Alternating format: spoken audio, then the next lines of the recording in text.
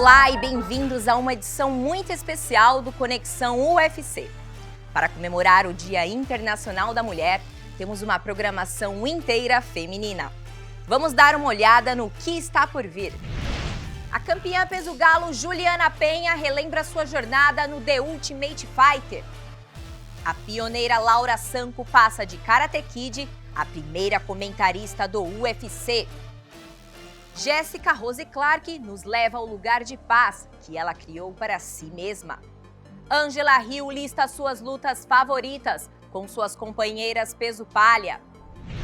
Julianna Peña chocou o mundo no UFC 269 ao derrotar Amanda Nunes, se tornando a campeã do peso galo do UFC. Sua jornada rumo ao cinturão começou em 2013, durante a primeira temporada do TUF com atletas femininas. Sendo a primeira escolha do time Tate, Peña foi pioneira na competição e fez história. A venezuelana relembra sua jornada no TUF nesta edição do Meu Primeiro Dia.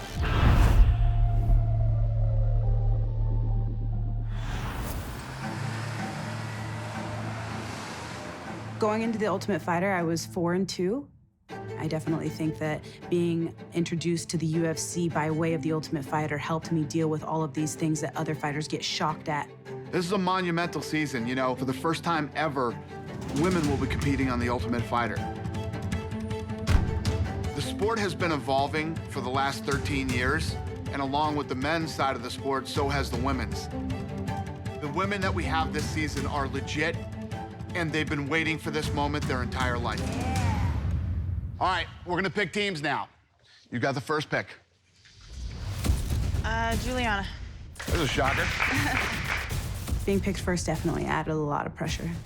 In the beginning, before we chose teams, everyone loved me and everyone was so nice to me and everyone was great. The second that the team split up, it was like, we hate you, you're number one enemy. So I just did my best to stay away from everybody, to put my head down and just to focus on myself. My main focus was keep your blinders on. Don't look to the left, don't look to the right. Just focus on what you gotta do at the task at hand and you should be fine.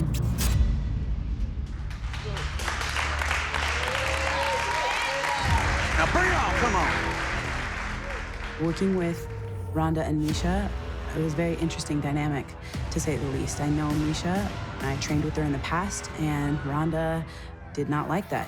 Roll it through, Shayna, come on! Stand the Look at her feet! Undo her feet! Look at your feet! Get your feet out! Are you kidding me?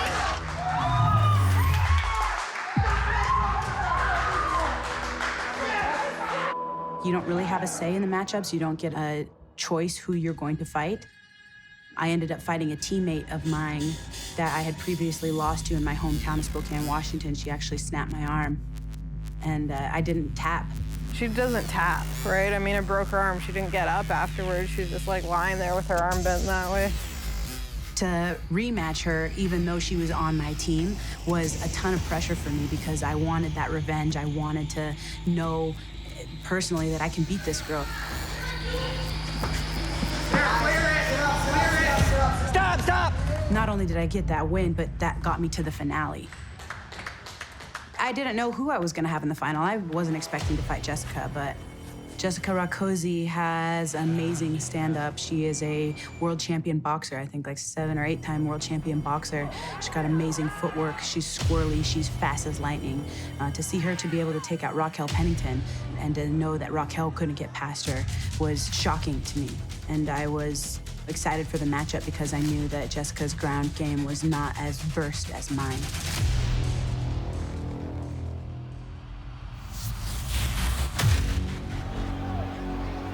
A laser-like focus as Julianna Peña makes her way briskly to the UFC's octagon. She was the first overall pick, and Misha said at the time, I think she can get this done. I mean, she's like a robot out there. And what she lacks in technique, she makes up for in aggression, in pace, in heart. And she's gonna need that against Rakoczy tonight. My game plan was the same as it is every fight. Go get in this girl's face and go make it a fist fight. Ladies and gentlemen, this fight will determine who will be the women's bantamweight winner of season 18 of The Ultimate Fighter. The mood is very much like gladiator style. You're about to go to war, and you got to be getting in that, dark mental spot that only fighters can get into when they're about to go to war. Julianna Peña and Jessica Rakoczy. Only one woman will leave the octagon as the original women's Ultimate Fighter. Here we go, first round, you ready? You ready? Let's go! You don't want to make it a technical fight against someone like Rakoczy. You got to make it ugly. I needed to clinch up with her.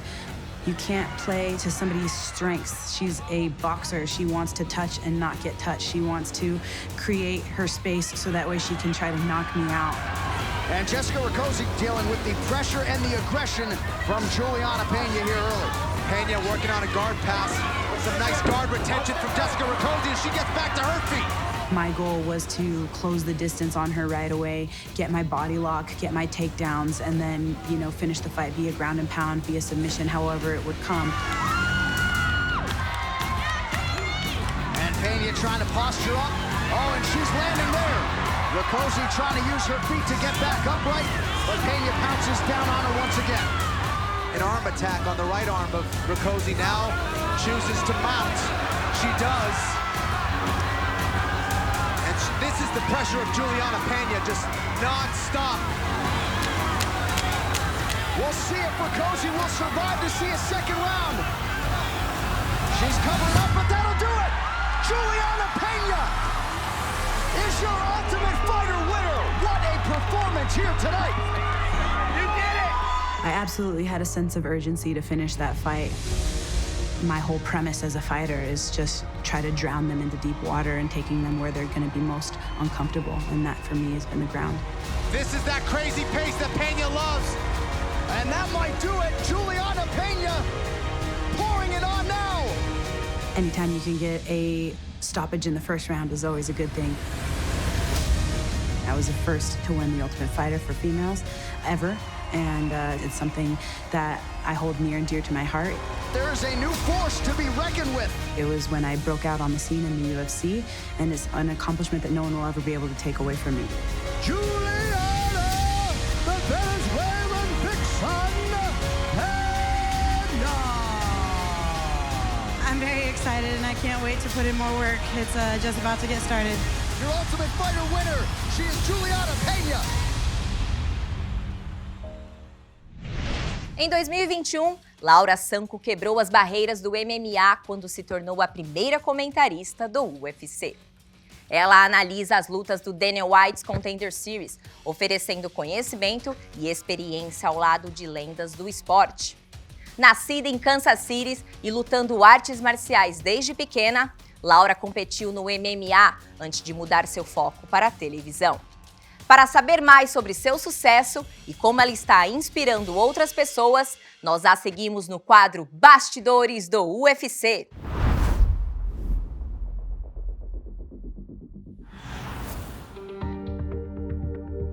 MMA has been completely life-changing for me. I fell in love with the idea of going from someone who didn't feel powerful to someone who could be powerful. It's never been about being famous or turning this into some giant career. It was always about how martial arts made me feel. The first time I fell in love with martial arts, I was 5. My dad traveled a lot to Asia at the time, so he came back, I remember, from one of his trips with this teeny tiny little gi.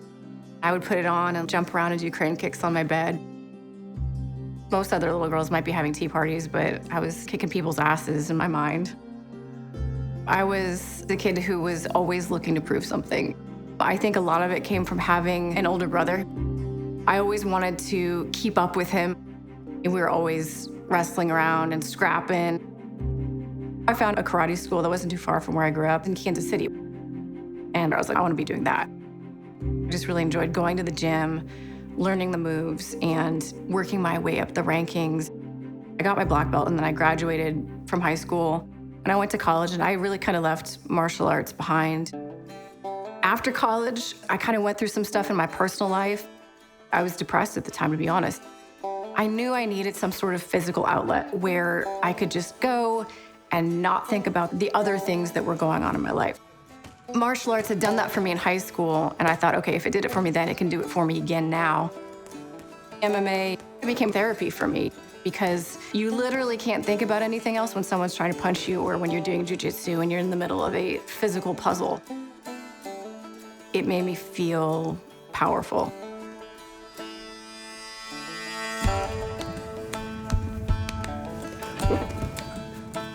I see people come in and out all the time. It's really difficult for me to want to help somebody that just shows up, but she stuck around, and I think after a while, I just realized she wasn't going to leave, so I was like, I should start helping. She has an innate ability to stay focused and stay on track. She's like, I'm going to do this no matter, I don't need somebody's support, I don't need somebody's help. I'm going to do this, get out of my way.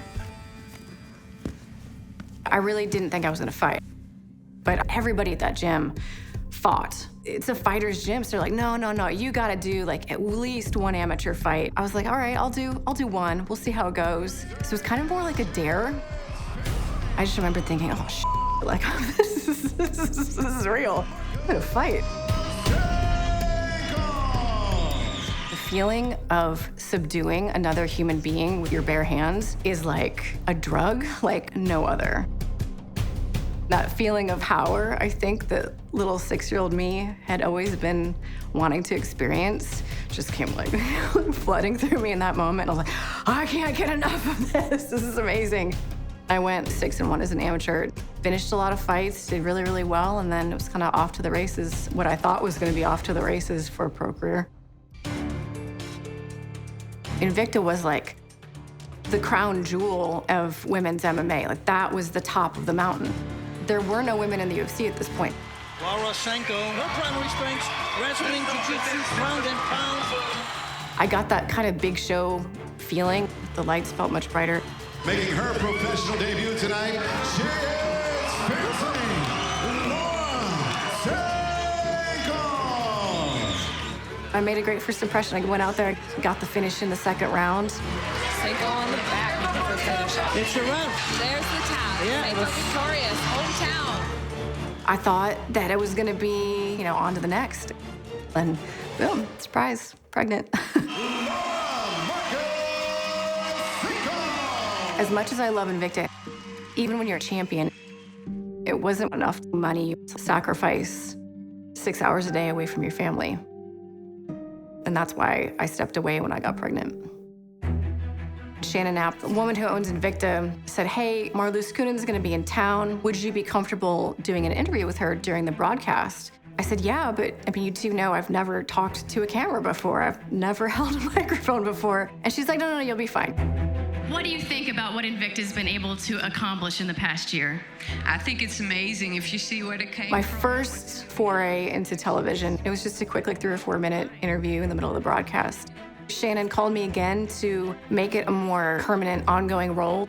I'm here with our winner, Karolina Kowalkiewicz. I'm here with a once again victorious Megan Anderson. Being so close to someone right after they have a huge life moment, to be able to help them communicate their story, I think I fell in love with that.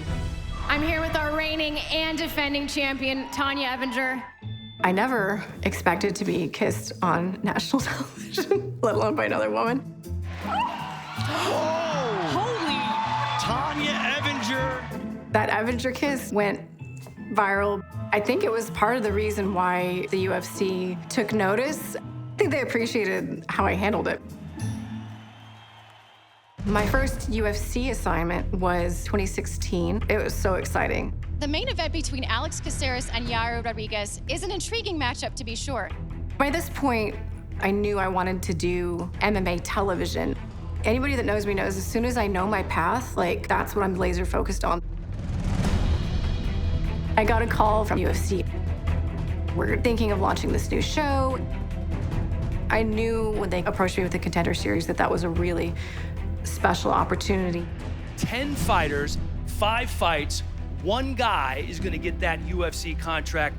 Very first season, I was just there to do a little bit of sideline reporting, post-fight interviews. Sean, congratulations. Then I interviewed Dana at the end when he would pick the contract winners. Dana, this show continues to deliver week after week after week.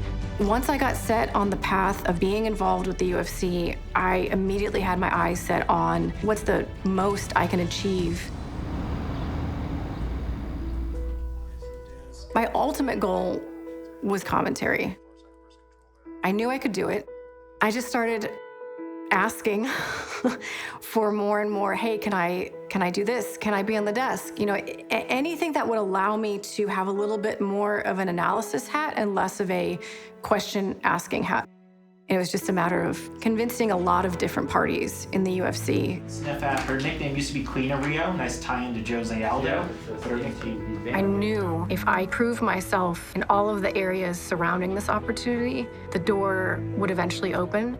Proud to be joined by my broadcast partners, former UFC lightweight contender Paul Felder and Laura Sanko joining us in the booth, in addition to the multitude of other responsibilities you will have tonight. Welcome. I mean, why not? Why not? I'm ridiculously excited to be here. I've been a part of every episode of the show, so to be an even bigger part of it, sign me up every day of the week.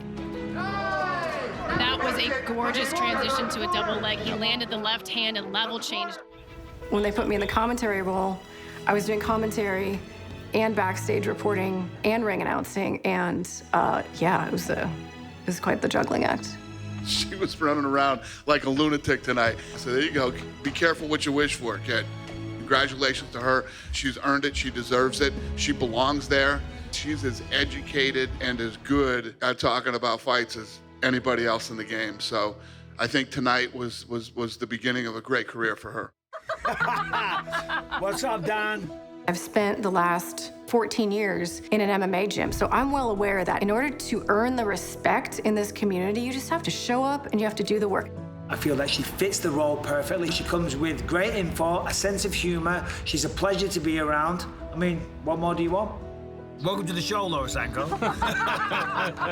Dude. It was crazy. Nobody's done all of it like she's done it.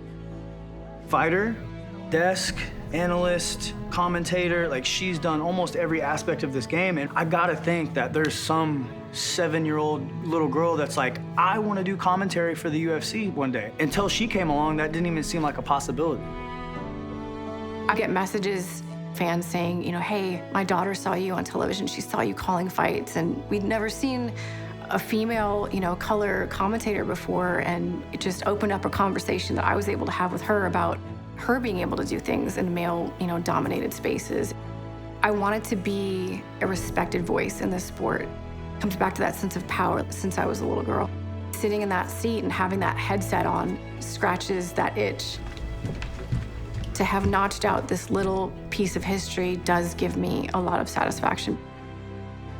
I do want other women and other girls to see this and know that they can do it too.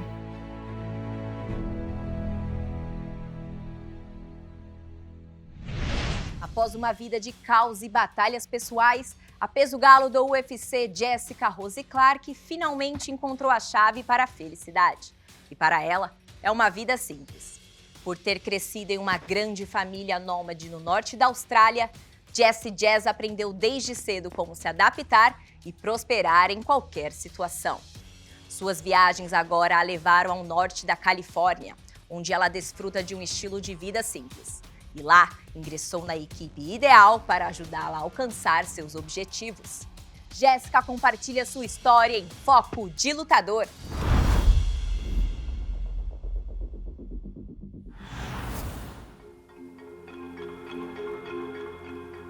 I really am in the best position I've ever been in my life.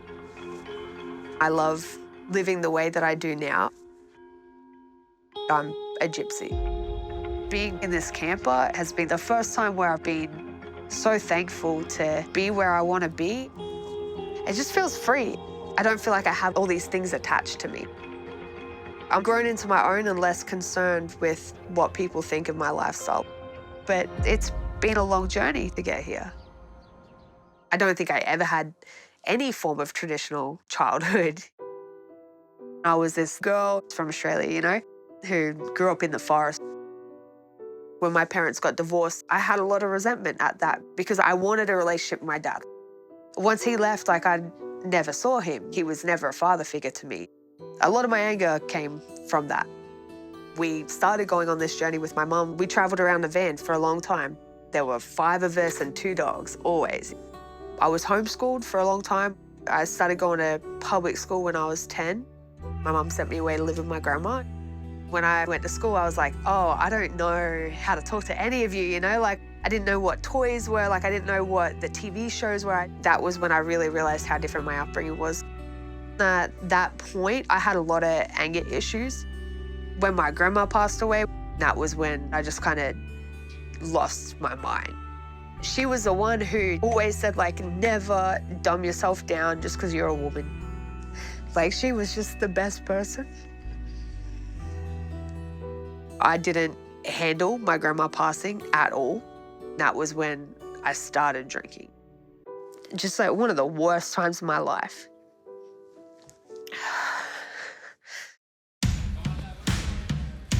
I was like 20 or 21. I started dating this kickboxer. He was like, come to a kickboxing class. First day, that was it. That was the first time that I really got to express myself. I knew it in my soul that I was where I was supposed to be. I'd found my place. I started fighting. Fighting really became a reality. I'd fought all the names on the Australian scene. I'd had all the titles. Then the boy and I broke up, and we had a very traumatic and violent breakup. We're just becoming so toxic. Anyone who's had issues with addiction is going to understand exactly what I mean. That relationship was an addiction. I ran away to not go back into that situation. And if I really wanted to get to where I wanted to get to, which was the UFC, I needed to be local. There was nothing for me left in Australia. I got to Vegas with 2 bags, that was it, like a bag of training gear and a bag of clothes, and I think I had like $200. That was an important turning point. I really committed to my career. She lives in the gym. She's always training, she's always in shape. She's proven that she can hang with the best in the sport. 9 months later, I get this phone call, which was the UFC. Hey, do you want to fight 10 days notice in Sydney? Live from the Kudos Bank Arena in Sydney, Jessica Rose Clark makes her UFC debut. The vision I'd always had was walking out at that stadium in front of thousands of people and seeing my name up on those screens. I'm like holding back tears. That was what I'd be working towards, was that exact moment. It was just so perfect. Clark accepted the late notice call. This is good work for Jessica Rose Clark. The variety of the striking, boxing, low kicks and knees, finishing on top strong. Jessica Rose Clark! And I go from my debut straight into this other huge fight, co-main event against Paige. Clark lands the right. Won that one, and then straight away got signed to fight Jessica I. Oh, nice overhand from Clark. It was just like one fight after another. I had that to distract myself. And I'd had this vision in my head that, you know, once I got signed to the UFC, like my life was gonna get easier.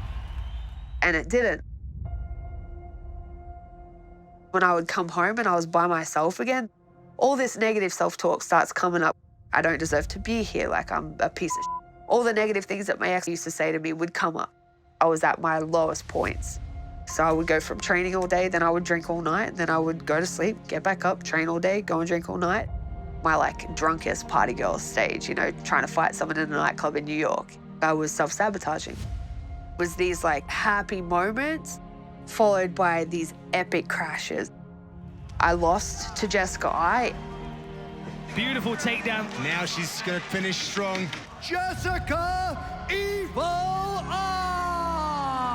Finally went like, no, I need to figure myself out. I left Vegas to move to California. And then that's when I saw CSA. We have a lot of fighters that found their way here after maybe falling down a little bit. It was kind of the perfect time and the perfect place for somebody like Jessie. The instant I met Coach K, I was like, I've found it. He was so just sweet and friendly. It took me 8 years to get here. I knew I was gonna stay here. And ready. Good. I think she'll always be kind of a nomad. This is a good stop for her for a little consistency. That's it. There's a real connection that she and I have. We can do really good things with, and I think we've proven that. with wins against quality opponents. Breathe, relax. Yes, sir. Clark talked a lot about overcoming some issues. She's leaned on her coaches.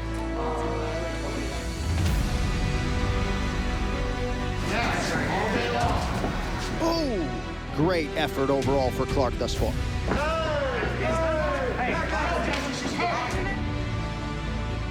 Oh, that's a clean knee. This fight's over. That's enough, that's enough. Jessica Rose. Because of what she's been through, she's able to rebound.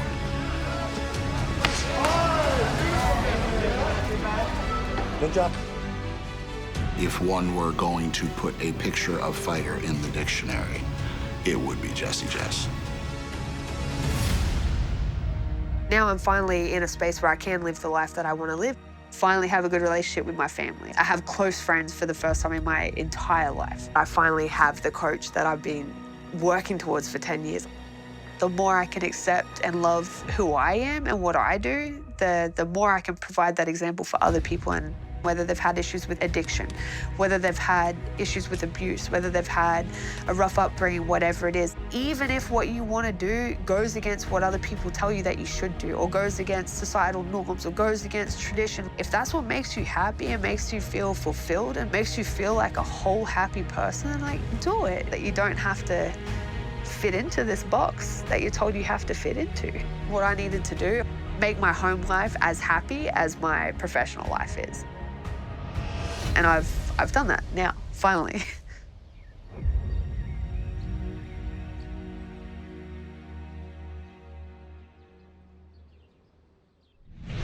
Desde sua estreia em 2014, a divisão peso-palha se tornou uma categoria de destaque para o UFC, trazendo algumas de suas maiores estrelas e melhores lutas.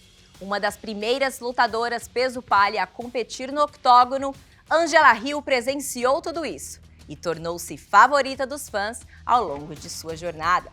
Pedimos a Angel Overkill Hill para relembrar seus confrontos favoritos no peso-palha. E como sempre, ela o fez de maneira divertida.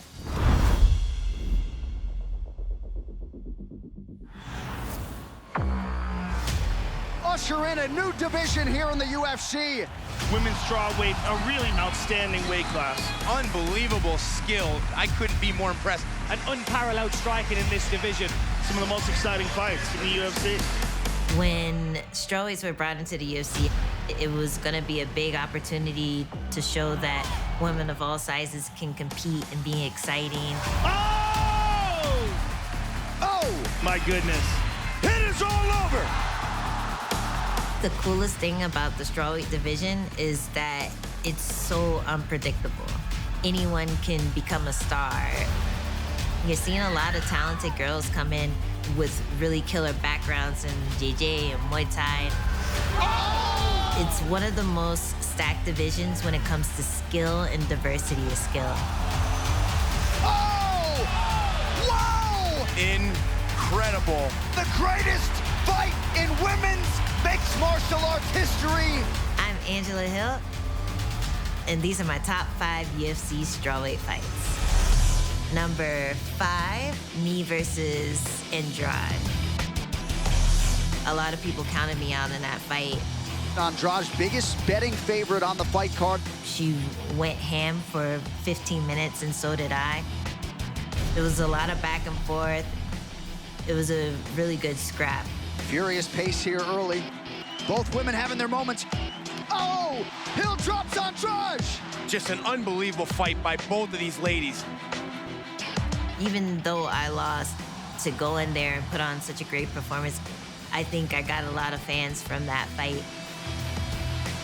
That's my number 5. Number 5 because I lost, but still up there. Coming in at number 4, Rose versus Joanna 1. Everyone counted out Rose. She's only 25 years of age. Is she ready? Can Rose Namajunas hang with one of the best kickboxers on the planet Earth? I kind of thought that she had a chance, but I didn't think it was going to be through striking. This young lady has to get the fight to the ground. The longer she stands, the more it will frustrate her. Knockdown for Namajunas. early moment for the underdog challenger. Oh, another knockdown. Rose Namajunas trying to close the show. That is it. Dog Rose Namajunas. Dog Rose. Dog Rose. To go in there and just drop Joanna like that was insane.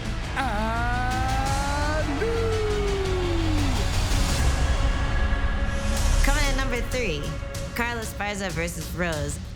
This fight was really epic. This is another one where a lot of people crowded out Carla, even though she had that wrestling expertise. Immediately, Namajunas takes the center of the octagon.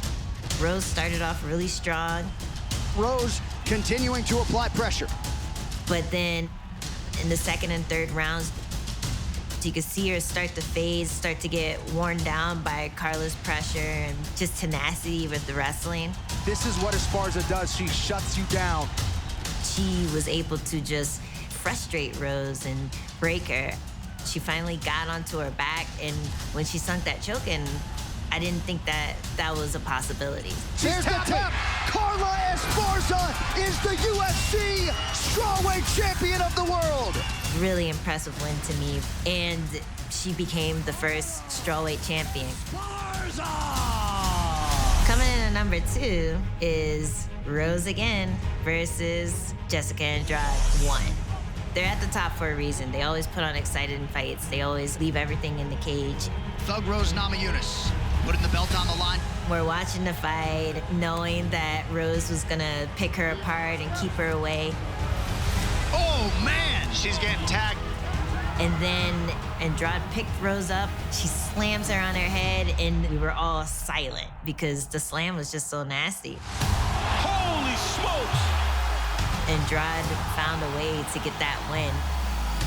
The new strawweight champion is via knockout, so that was a cool one too. Number 1 for me is Weili versus Joanna Jędrzejczyk.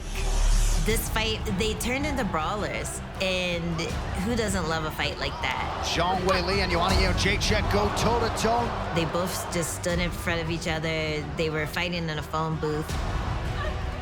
These girls were in each other's faces. Their chins were strong. They were taking all the punishment and giving it back. They would take one to give one. You could tell that neither of them wanted it to be on the ground. They wanted to stand in front of each other and hit each other. This is an amazing fight.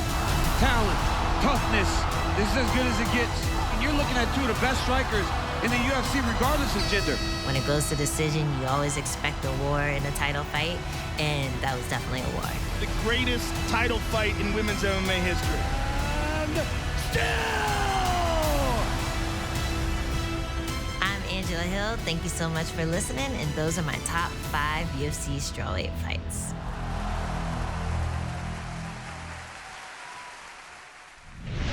E chegamos ao fim desse episódio. Entre em contato com a gente e compartilhe sua opinião online usando a hashtag Conexão UFC. Até a próxima!